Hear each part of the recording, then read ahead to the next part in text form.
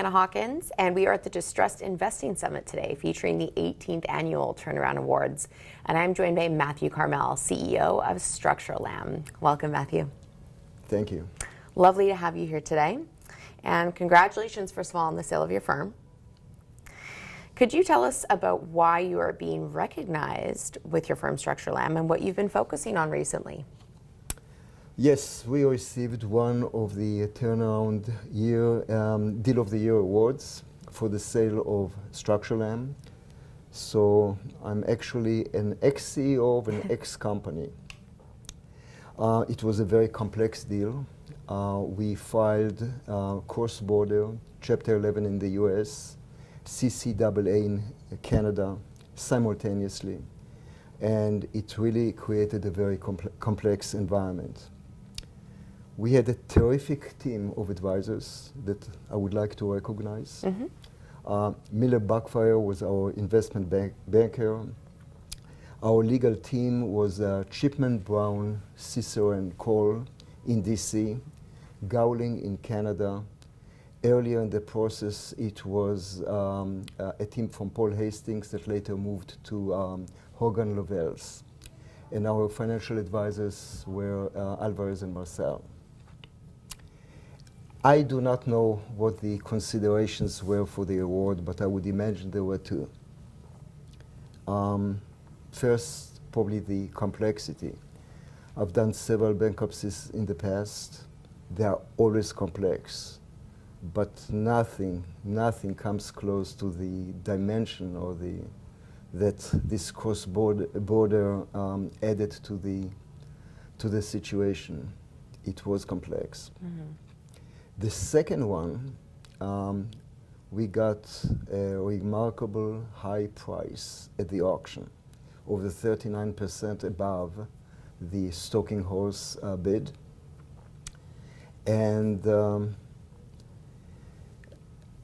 my view, my take on that it was all due to the operations. It was a premium paid to us above and beyond because of stable and streamlined operations.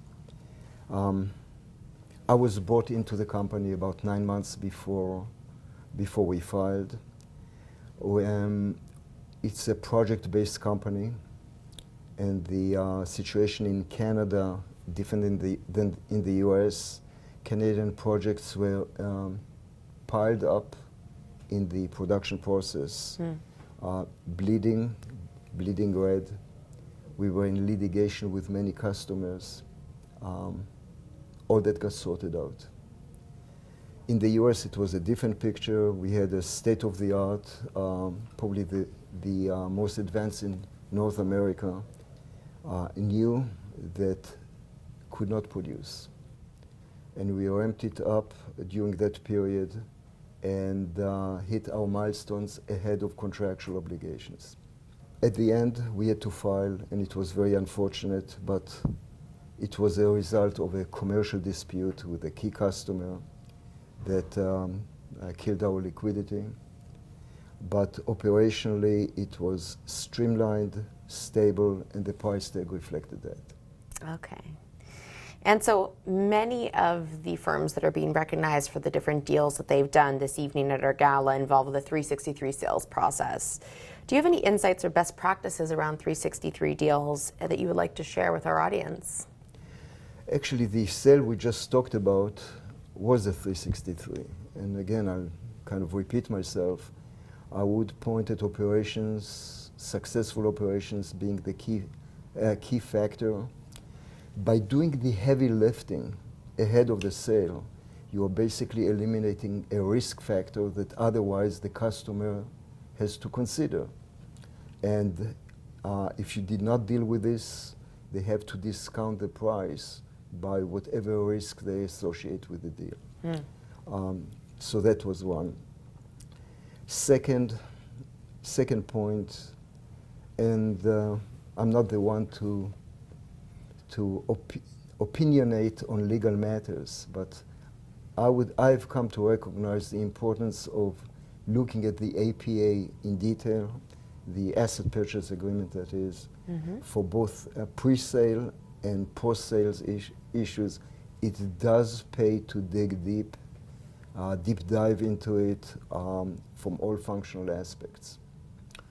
And perhaps last point, I would point to the value of a true partnership among all the stakeholders, the advisors, the board, the management team. You cannot have hidden agendas. You cannot afford to have us versus them attitude, and I've seen that happen. You got to have that level of trust. And along with that would come in the value of communication. Everything that we had done well when we were all on the same page. If whatever missteps we had when we were not. Well, thank you for all of your insights today, Matthew, and congratulations again on the sale of your firm. Thank you for your time. And you're watching M&A TV.